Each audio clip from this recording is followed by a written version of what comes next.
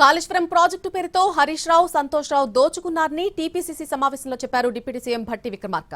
హరీష్ రావు దోచుకున్నారు కనుకే రెండోసారి ఇరిగేషన్ మంత్రి పదవి ఆయనకి ఇవ్వలేదన్నారు.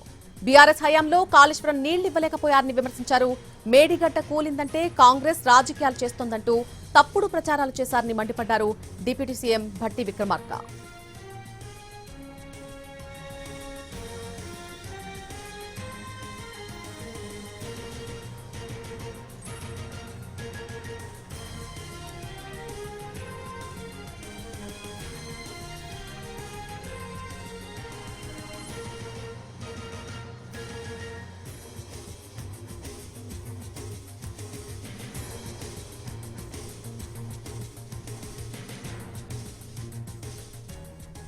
కాళేశ్వరం ప్రాజెక్టు పేరుతో హరీష్ రావు, సంతోష్ రావులు దోచుకున్నారు అంటూ టీపీసీసీ సమావేశంలో డిప్యూటీ సీఎం భట్టి విక్రమార్క చెప్పారు. హరీష్ రావు దోచుకున్నారు కనుకే రెండోసారి ఇరిగేషన్ మంత్రి పదవి ఆయనకు ఇవ్వలేదని అన్నారు.